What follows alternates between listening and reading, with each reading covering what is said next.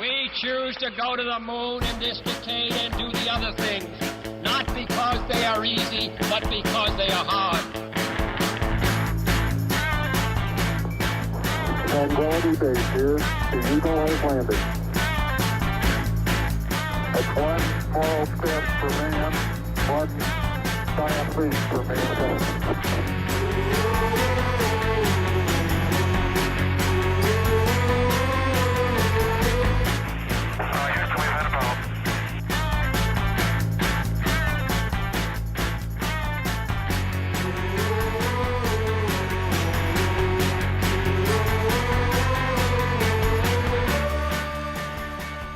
All right, folks, welcome back to the Right Stuff Matters podcast. I am your host, Michael Miller, where we're having conversations that matter.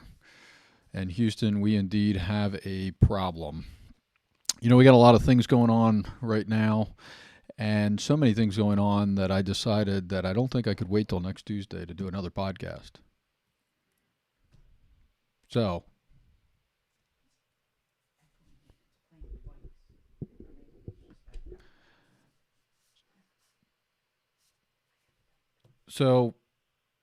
because of that, I wanted to come on, do another program. Sorry, I think we were checking to make sure we didn't have any technical details going on, or technical issues, I should say, going on. A lot of things going on in the world, a lot of things going on in the economy, a lot of things going on in our government. We're going to talk about all of those things tonight. One of the things that sparked this thought in my mind, and the need to come on again before we got to next Tuesday, was an article that I actually read entitled, "Can Anyone Lead the Southern Baptist Convention Forward?" Now, before you tune out and think this is just going to be about the Southern Baptist Convention, just bear with me for a minute. The thing that caught my attention was this article that was published on the 19th. So that would have been a couple days ago. And it mentioned all the different issues that are going on in the Southern Baptist Convention, which are many. Several issues that have occurred. We've talked about them here. A lot of other people are talking about them. But it was this idea of polarization within the United States and within Christians and the evangelical community. The section that actually caught my attention was about halfway through the article, where it says, quote, "The leadership struggles are also fueled by growing polarization in the United States at large. For years, Southern Baptists, like many of the evangelical brethren, have become overwhelmingly Republican. The number of Americans who identify as white evangelicals grew during the Trump era, according to new data from the Pew Research." Now, it's that idea of this polarization that really caught my attention. There is a lot of polarization. There's a lot of friction that's going on between different ideas. And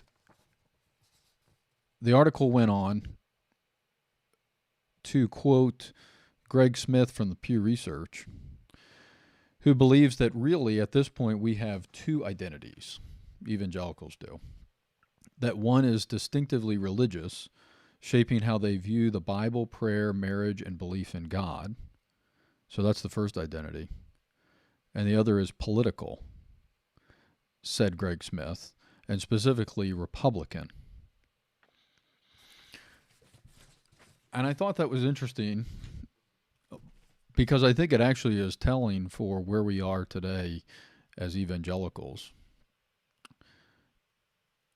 Not in the fact that we are at friction with one another on different issues, but the fact that we view politics and what goes on in government differently from any other part of our lives. Almost like there's this dichotomy that we're creating between every single facet of our life. So you have church, you have your work, and then you have politics somewhere else. You have religion separate from how you view political things. And that's just a recipe for disaster. But yet it seems like that's exactly what we're doing. And I think that one of the main reasons that we do that is because we don't understand how there is an intersection between what we believe about the world and therefore what we believe about the way that government should function, and our responsibility within the framework of kind of the social construct of any particular society or culture. Now, what I'm about to say, I don't know, maybe you've heard somewhere else, maybe this is the first time you've ever heard it. But if you actually take the Constitution and you read the preamble, which is a very important part of the Constitution, I mean, it's critical because it sets up everything that follows afterwards. If you look at the U.S. Constitution Preamble, it starts off, "We, the people of the United States." That's we the people. That's you, and that's me. That's every citizen of this country. That's we the people. And if you think about the history of how this all came together, it really was an agreement between people. It was an agreement that started back in 1787, where people in this country came together and formed an agreement with one another. That we the people initiated a social contract with one another. It's an agreement. It is not just a piece of paper, but it is an actual contract by which we came to agreement to say, this is how we're going to live in a society together as a people. It doesn't start off by saying, "I, King William," or some other name of some other ruler. This isn't a declaration by one individual that said, this is the dictate that I'm telling you, this is the way that you're going to live as people. I mean, this is we the people coming together saying, this is what we agree to do together as a society. And really, I know that it was actually the states and the people within the states, right? Because if you understand the way that this country was formed, it was started with 13 colonies that essentially started as 13 little mini countries that all had their own sovereignty. But the people within those individual states decided that we need to come together and we need to form some sort of a social contract with one another, some sort of an agreement about how we're going to live together. And look at why. Right? That's the rest of the preamble. The very first three words, "we the people," is the starting point. But there's a reason why they said "we the people" and wrote a constitution. It was in order to form a more perfect union, establish justice, ensure domestic tranquility, provide for the common defense, promote the general welfare, and secure the blessings of liberty to ourselves and our posterity. That was the reason. Unite, bring people together, right? Because we were these own separate countries. So we were coming together, uniting. Justice, not social justice, actual justice, retribution for wrongdoing. Tranquility, meaning peacefulness, calmness. Common defense, right? Common defense because they said that we would be more protected, and we would be better off if we actually joined together against any enemies that would come against the United States. And there's a lot of arguments against not forming the United States, right? I mean, you have this entire set that you can read, that I've read, between the Federalist and Anti-Federalist on why it would be a good idea to come together just for that point alone of the common defense, so that we could promote the general welfare, prosperity, people being able to feed their families, to have a good life, and to secure liberty, which is freedom, which actually connects to the Declaration of Independence. Those two things go together. Remember how the Declaration states in the very beginning that we hold these truths, these inalienable rights that every citizen has, every individual has, every person that has ever lived. We hold these truths to be self-evident. All men are created equal, endowed by their Creator with certain unalienable rights. Among those are life, liberty, and the pursuit of happiness. That was the freedom and the liberty that they wanted to secure with the Constitution. And it was people coming together and saying, this is how we're going to live together with one another.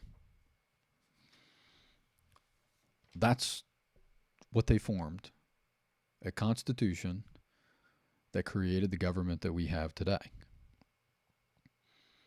And it really was for the benefit of society, to ensure that we didn't have chaos, but an orderly society that promoted freedom and liberty, and ultimately the pursuit of happiness, the pursuit of prosperity. And I want you to think about the fact that the general prosperity across the entire world has increased as a result of the United States of America being a country. Think about just even in our own country, how much better people live. Their quality of life is so much better here than practically any other place in the entire world. Now, we still have people who are poor. We still have people who don't have the best quality of life that they could have. But if you look at it on the grand scale, people are better off here than they are in any other place in the rest of the world. And the Constitution is what has allowed for that quality of life. And it has improved. If you take a look at the economic statistics, since the United States was formed, you can see that it increases quite rapidly compared to every other time in history before that. And that's not unlike other places where there have been social contracts. I want to take you all the way back a few thousand years before the United States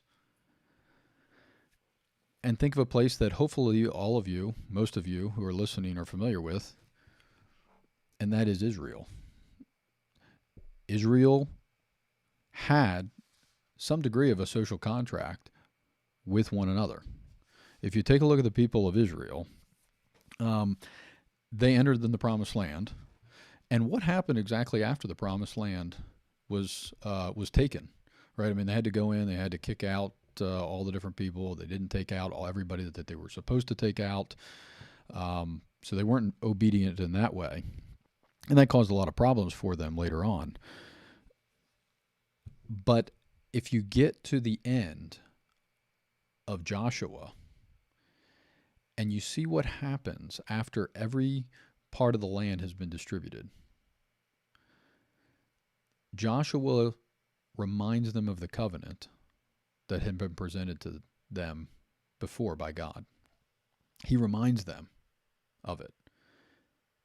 And they actually respond with, yes, we will do everything that the Lord commands us. We'll do all of it. And of course, Joshua, knowing the people, because he had been with them since the very beginning, said, no, you actually can't do that. You'll never be able to do it, which he was right. But they responded and they said, no, we actually will. We will follow the Lord.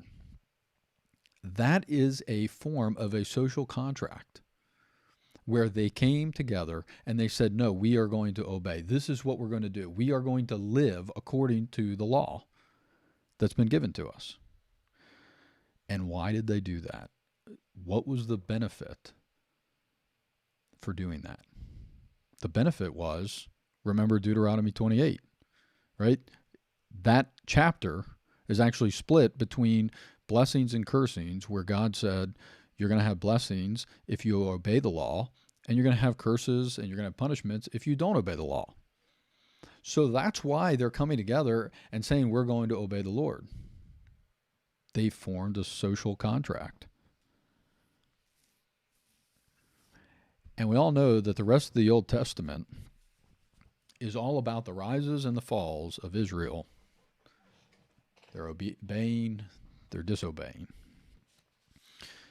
And Israel had some very dark times. Why? Because they didn't follow the social contract that they had made, that agreement that they had made with one another, that we are not going to fall away. We're actually going to follow the law. We're going to obey the law. But they failed to obey the law. They failed to hold the leaders accountable.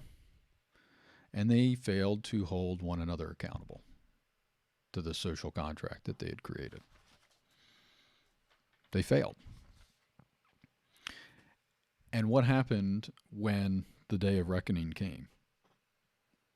Well, it was the entire nation that felt the impact of that. They all bore the consequences of not holding up to that contract with one another. It wasn't just the leaders.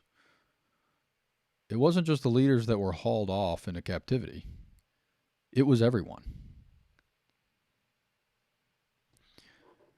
So now we are, several thousands of years later, and we have Christians who say, well, that's not our job. It's not our job to hold one another responsible for sticking to our word on this social contract. You have Christians now who are saying, and you have leaders who seem to imply, if they don't even say it just directly, that the only reason to get involved is, if the government tells us to do something that God really forbids, then you can get involved. But otherwise, we just need to submit. We just need to do what the government tells us to. It's okay. But where's our integrity? What about accountability? I mean, if we have this social contract with one another, if we have a piece of paper that was formed a couple of 100 years ago that said this is how we're going to live together in a society, and ever since then we've all come to an agreement that this is how we're going to continue to live in society, then don't we have a moral obligation to hold each other accountable for doing that?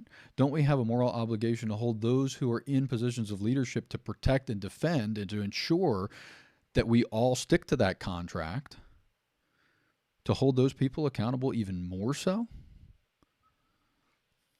I mean, we require accountability in our churches. We require accountability in our jobs. We require it in associations, like the SBC, for example. So why are we saying that we really shouldn't get involved in holding one another accountable and holding them to this social contract that we have?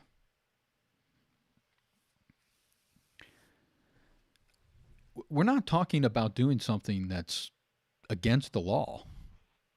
This is something that document that we all agreed to follow allows for us to do, to have a redress of grievances to the leaders of our government. So we're not saying to do something that's illegal, that's wrong, that's immoral.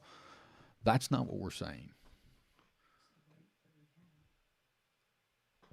It's a right that we have, but not even just a right that we have. It's a responsibility that we have. like I said, we have a lot of prosperity in this country. I mean, just think about the things that we have, the things that have been created, the things that have come out of this country to not just benefit us, but other countries around the world. Think about the medicine that we have. I mean, we live longer. We live better as a result of the medical developments that have come out of this country. We have better technology as a result of it. I mean, you don't have to wash your dishes every day because you got a machine that can do it for you.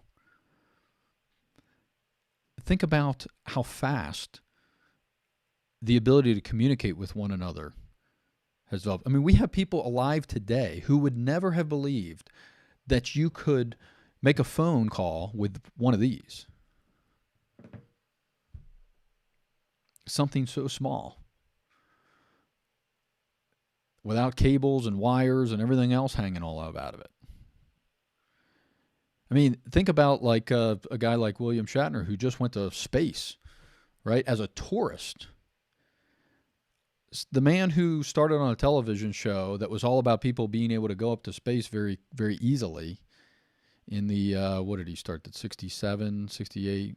No, it was before that, maybe 66. Before we landed a man on the moon. And certainly with the space program that was going on at the time, it wasn't hard to believe that you could put a man in space, right? We had people in space already at that point. So that wasn't a stretch.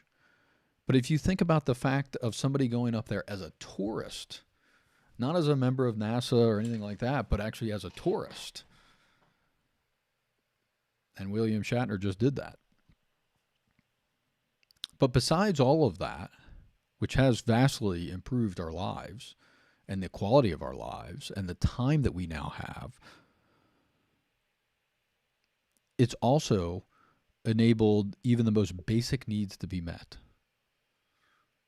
for a vast majority of the people in this country, which is not true in other places, but it's boosted it. So we've seen all of this prosperity. We've seen the benefit. And all of it has been because of freedom and liberty, giving people an opportunity to make a better life for themselves. And that freedom and that liberty is here because of that Constitution, because of that agreement that we've made. And so what kind of neighbor? We talk a lot about loving your neighbor. What kind of neighbor are we if we just throw it all away? And we just say, well, we can't get involved. You know, I just don't have time. I just don't think it's that important. I don't think that I really need to. It's not really as bad as people are saying. What kind of neighbor are we if we take that approach? And as a result, we end up losing the kind of economic prosperity that we have. We give away religious freedoms that we're able to enjoy in this country. And not only that, but think about the millions and millions of dollars worth of resources that we send to other countries because we are such a wealthy nation. We are able to send so much, either food, clothing, materials, raw materials to build buildings, homes for people that are in very poor parts of the world. We can respond to natural disasters that happen in places like Haiti. We do that because we have the economic prosperity here that they don't have. Think about all the missions work that happens. I mean, there are millions. I don't even know what the figure is. I mean, I don't know, maybe it's in the billions of dollars even, potentially. It's at least in the hundreds of millions of money that goes to support missions work around the world. I mean, even here, even with Susanna Project, we're able to send, because of the technology that was developed and because of the richness of the people here, the people who give towards that ministry, we're able to give books to pastors.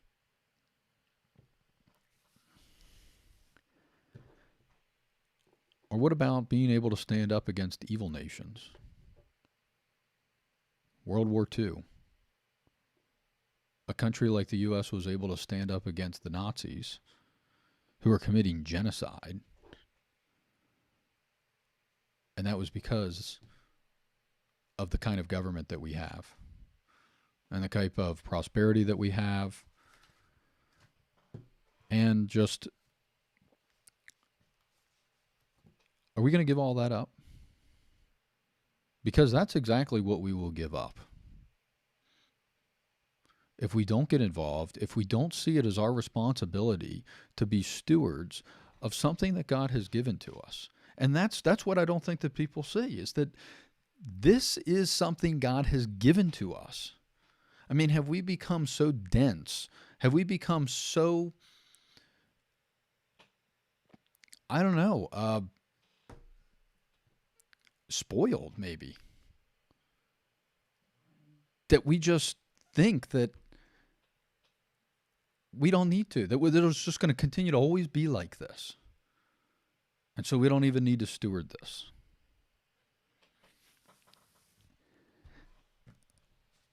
We can't afford to just say this isn't our fight. I mean, if we really are theologians, which every Christian should be. I mean, R.C. Sproul was famous for saying that as minute that you say God is, you're making a theological statement, right? We all make theological statements every single day, whether or not we believe that they are that or not, whether we recognize that they are. We're making theological statements.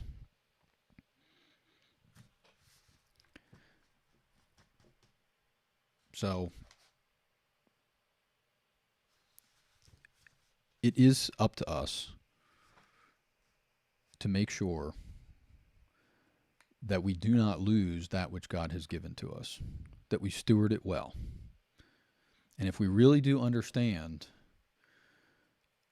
the sinfulness of man, then what other place is it going to happen than in places that people are given power and authority?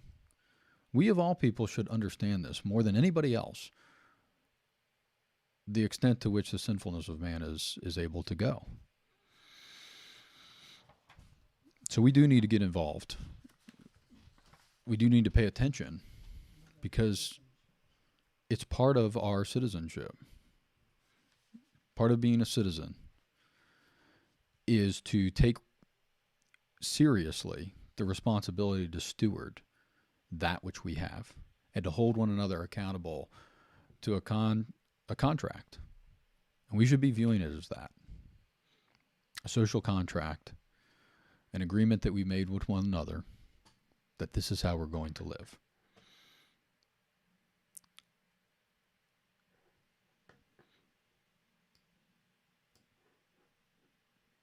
We're going to take a quick break. When we come back, we're going to talk about the economy, and I'll give you an update on Loudoun County Public Schools. We got another good one.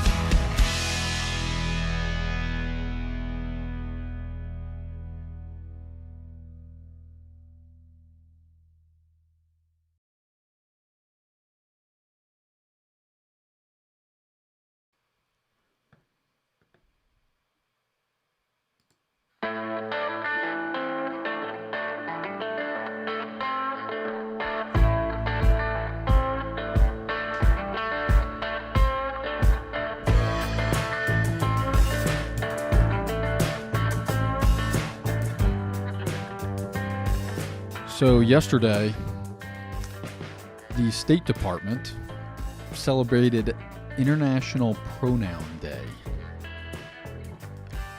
I didn't even think that was a thing. International Pronoun Day? I mean, I guess can anybody just make something up these days? And what was even more interesting is actually not that, right? I mean, I don't know. They probably have a day for every day of the year that we don't even hear about. Quite frankly, I don't think I even want to know about any of these days that happen. I didn't even want to know about this one. But what's fascinating is that the State Department, yes, our State Department, celebrated International Pronoun Day, saying in a tweet that they wanted to tell people why people indicate their personal pronouns in emails and social media. I guess we don't have any other more important things going on in the world. Didn't China just test a hypersonic weapon that was nuclear capable, right? Went around the world. Afghanistan, I think we still have people in Afghanistan. But, International Pronoun Day, that's probably more important. I don't understand. You would think somebody would lose their job over this, but that's just the culture that we live in today. Well, you know that everything is going up in price. Everything. Just go to the gas pump, if you don't believe me, and fill up your car. And compare that to what you were paying in fuel last year. We went on a trip. All of you know we were down at G3 conference. We came back. I filled up the car, $75, and it wasn't even filled yet. The pump stopped there at $75. Wasn't even filled yet. Now, the last time that happened was 5 years ago, 6 years ago. All I know is President Obama was the president at the time. And that's the last time that happened. There was an article that came out in the Wall Street Journal saying that jobless claims fall to pandemic low as labor market remains tight. So what that means is that those who were filing for unemployment, that number reduced. That's typically how we gauge here in the U.S. how many people don't have jobs, what the jobless rate is. So it fell, decreased to 290,000 last week from a revised 296,000 a week earlier, according to the Labor Department. Says that the decline brings claims to be the lowest level since the pandemic struck in March of 2020. Claims, a proxy for layoffs, are holding well below a recent peak of 424,000 in mid-July, but remain above 2019's weekly average of 218,000. Now, what's interesting is that later on in the article, it talks about people quitting their jobs and not entering the job market again. So the jobless claims are falling, meaning people that are applying for unemployment benefits is falling. But that's partly because people aren't entering the job market again. You only get unemployment for a certain amount of time. And then you have to have another job and then be eligible again for unemployment. Either you get fired, laid off, whatever. So it's not really showing the true impact to the economy just by looking at jobless claims, and that's all. And apparently they actually want unemployment to skyrocket back up again because of all these mandates that are being pushed out there, because it will skyrocket again. You're already seeing companies that are doing walkouts and saying, we're not going to get it. We'd rather lose our jobs. So that's going to go up. And it seems like the current policies that are being put into place are encouraging that to happen. But nonetheless, the economy is not doing well at all. People don't have an incentive to work. When you see fast food restaurants giving $1,500 incentive sign-on bonuses, that means that people don't have an incentive to work. At a fast food restaurant, you can't get people to work at a fast food restaurant. That is telling. That's telling. Prices are all going up. Just this week, Fox Business News had this.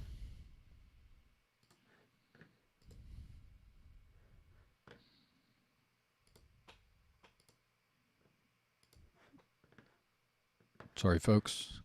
I see food prices going up tremendously. They want to be ahead of the curve, and the way they're doing it is they're dropping all promotions. They are dropping low moving items. In other words, if you have 10 different types of muffins, they're only going to sell the top 3. And the same thing with Nabisco, and the same thing with Pepsi and Coke. They're not going to carry cherry Pepsi maybe or anything like that. They're gonna drop all promotions. They're gonna have their main products, and prices are going up. They're going up faster than anybody expected. It's a little bit out of control because nobody wants to be, how do they say it, behind the curve. And I'm concerned people are paying more. There you have it. People are paying more. And places aren't going to carry certain things anymore. Right? That's where you had that one individual opinion piece, the Wall Street Journal. Not Wall Street Journal.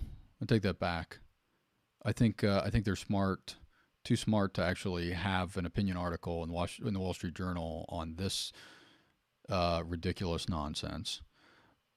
But the Washington Post, you had an opinion piece where they said, you just need to get over it.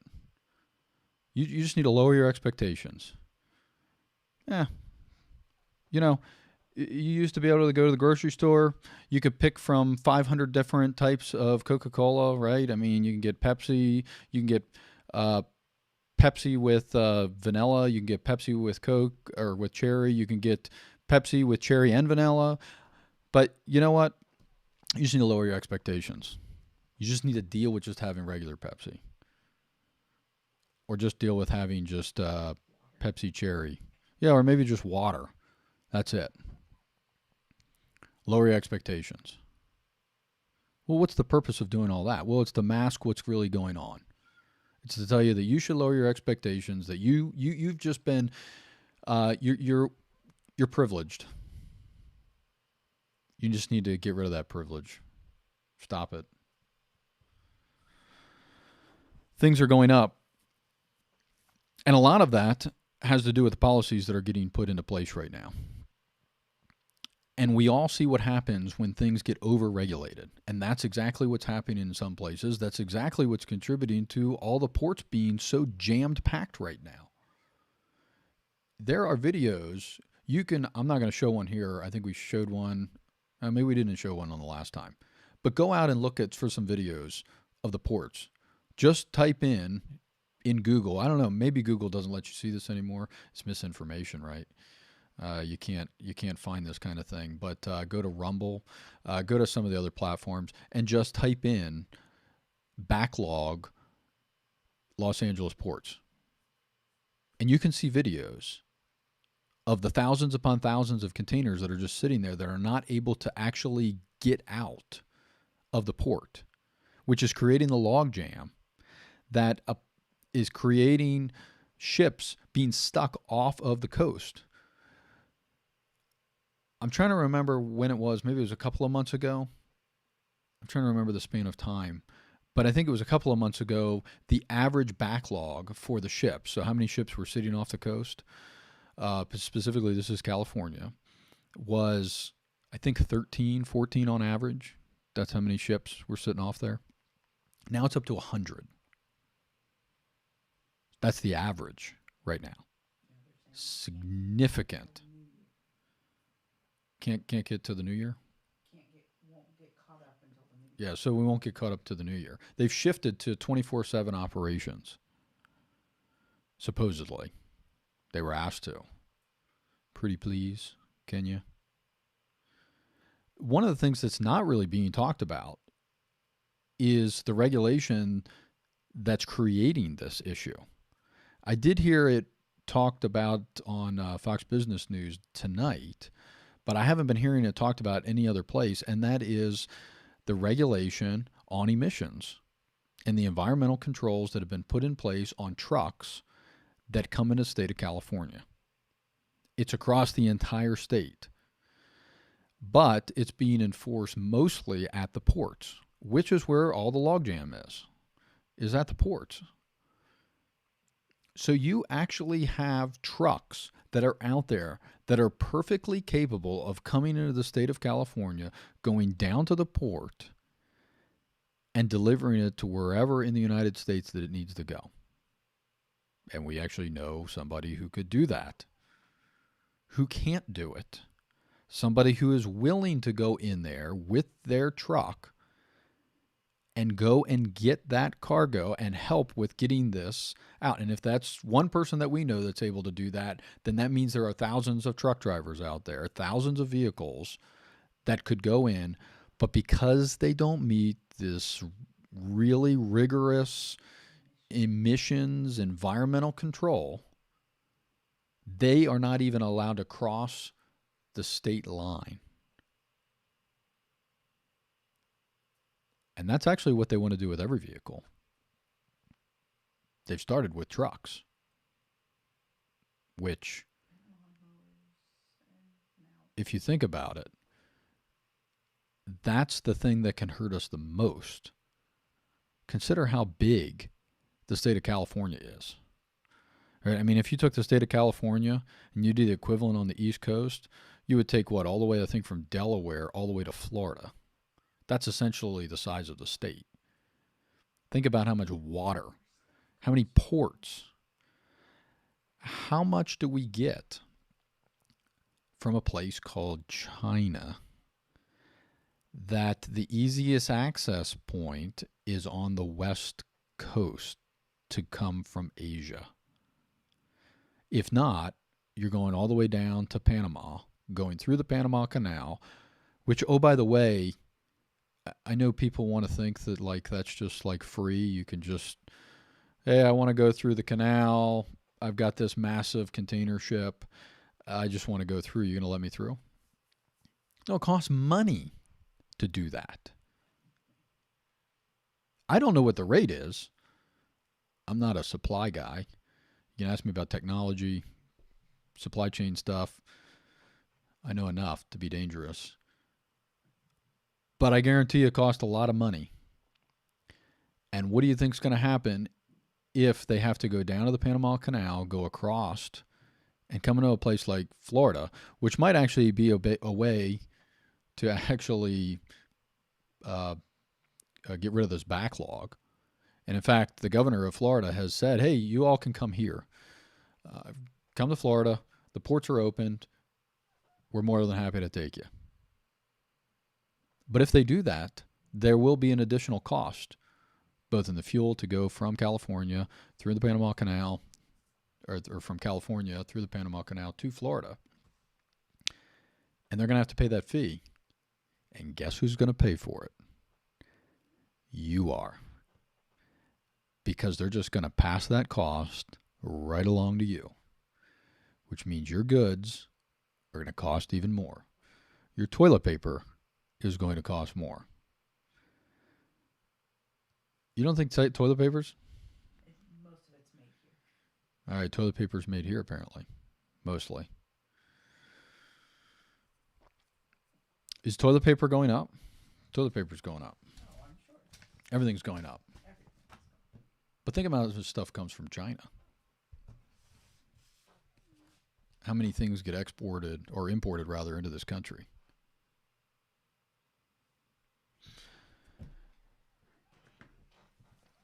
So it's going to get worse before it gets better, unless some serious things start to change. And so we'll be tracking that. You'll be tracking that, because every time you go to the grocery store, your bill's going to be higher and higher and higher. Okay, Loudoun County.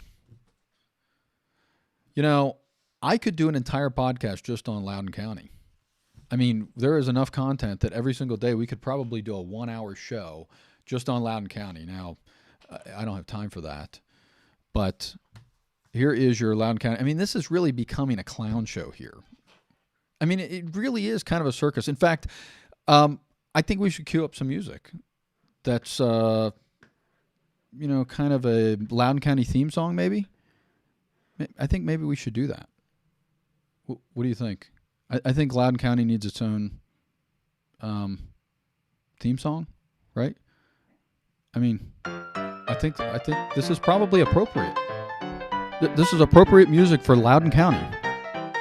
So every time we do our Loudoun County update, we're going to play this music because, it fits.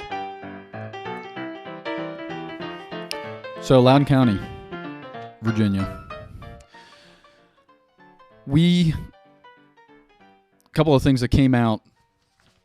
Probably the most important one is something that came out of WTOP, which is one of our local stations here in Virginia. I'm assuming this came from a FOIA request, a Freedom of Information Act request. Has an email from I should say doctor, he is a doctor, Scott Ziegler, to the school board. Good afternoon. Oh, what date? Friday, May 28th, 2021, 9 p.m. Good afternoon, board members. The purpose of this email is to provide you with information regarding an incident that occurred at Stonebridge High School.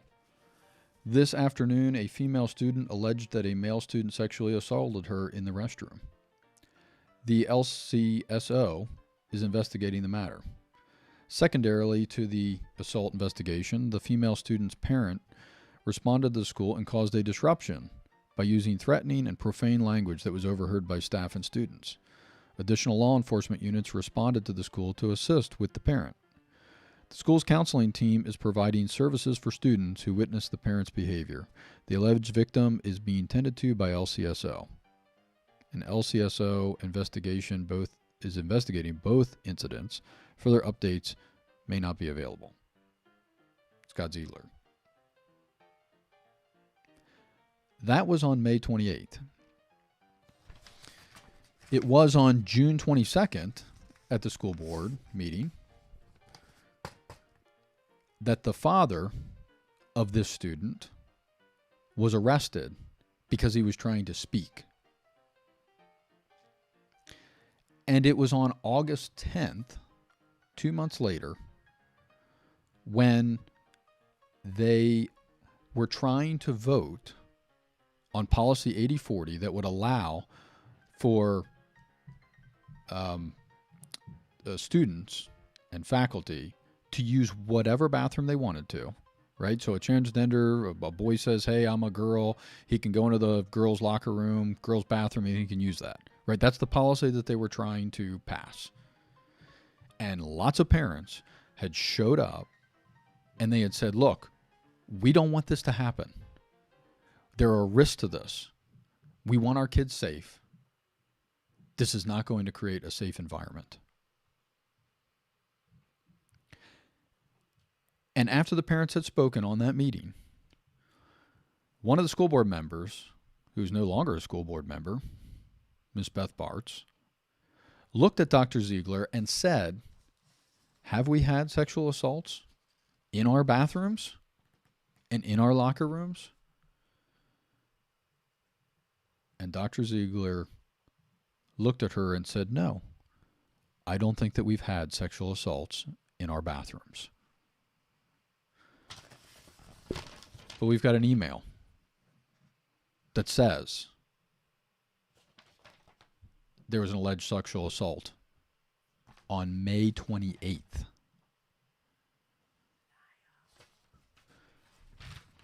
Mr. Ziegler is a liar.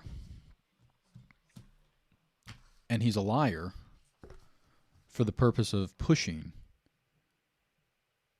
a progressive liberal agenda that resulted in 2 students now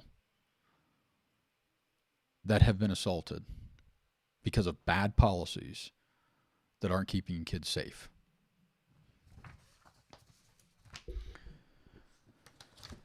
In addition to that, today it was announced that it was actually filed 2 days ago, announced today that several parents from both Loudoun County and a school district in Michigan, the Saline Area Schools District, filed a complaint to the Attorney General, Merrick Garland. If you recall, Merrick Garland, the Attorney General, he sent a letter to the Department of Justice saying that there should be investigations of alleged threats against school boards. And it specifically was referring to all the different school board meetings that are happening around the country, Loudoun County including, where parents are just fed up with everything. And they're going and they're telling their public officials who are elected officials, hey, we don't like what's going on. And you're not listening and you're not paying attention. And yes, people have been very vocal. But they haven't been threatening people. But yet, he sent that letter. And even today, during a congressional hearing, he was asked, what was the basis for this? What was the basis for sending a letter to the Department of Justice and telling them that they need to get involved and do some investigations? The answer was really just a letter. When he was probed on it, it was just a letter that was sent by the National School Board Association to the Attorney General that listed out various claims, to include the June 22nd Loudoun County School Board meeting. But it wasn't on the basis of an investigation or any credible threat that had been reported to the FBI or to anybody else. At least he didn't say that that was where it came from. So the source was just a letter, as far as we know, based upon what we saw in the congressional hearing today. It was just that letter. And so several parents here in Loudoun County joined with parents in Michigan. This was actually filed by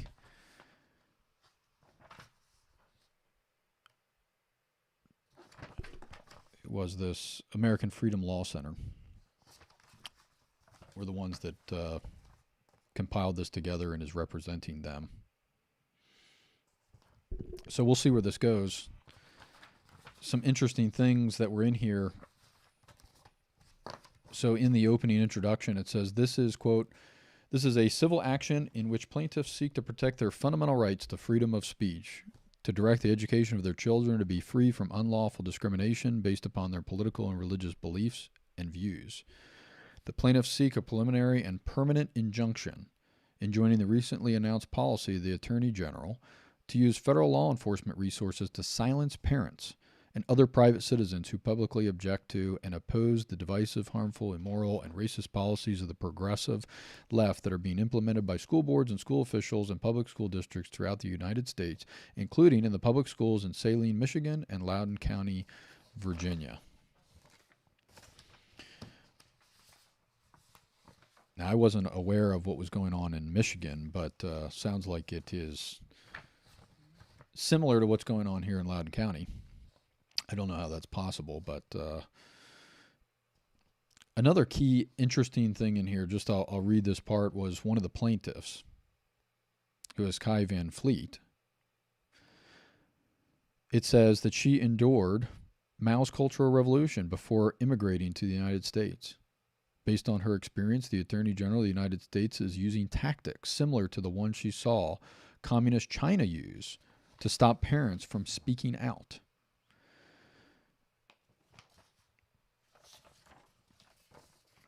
When she was in China, Plaintiff Van Fleet spent her entire school years in the Chinese Cultural Revolution. So she is very familiar with the communist tactics used to divide people, to cancel the Chinese traditional culture, and to destroy its heritage. Based on her observations, all of this is happening here in the United States, and the Attorney General is providing the enforcement mechanism to stifle opposition to it. So someone who lived during Mao's Cultural Revolution says, look, I'm looking at everything that's going on here, and I see something very similar to what happened in China to the Cultural Revolution. It's happening here in the United States. And she's saying, I don't want to see that happen. Why? Because she knows what it leads to. And I'll tell you, it's nothing good.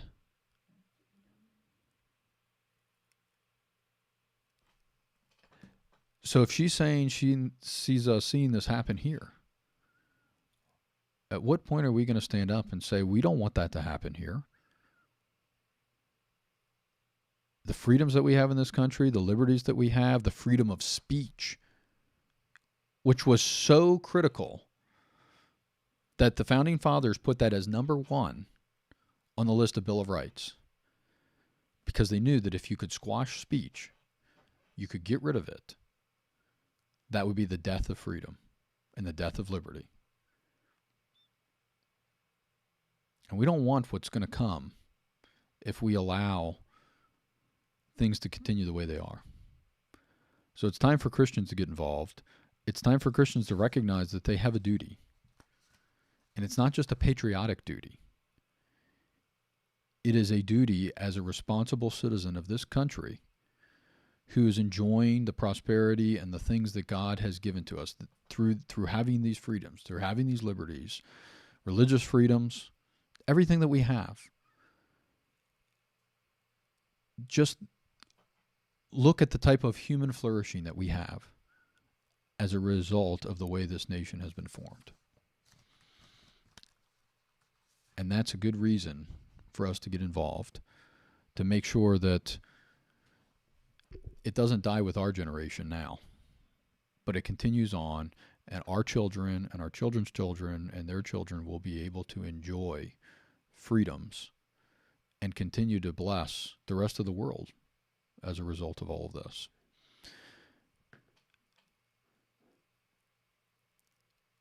It is time for us to get involved if we're not already, to understand the issues, to understand what's going on, and to actually get involved before it's too late, before we get to a point where we don't recognize this place anymore. And as Ronald Reagan said, we end up spending our sunset years talking about what it was once like to be free. Well, I'm your host, Michael Miller. This is the Right Stuff Matters podcast. We'll see you next week, hopefully.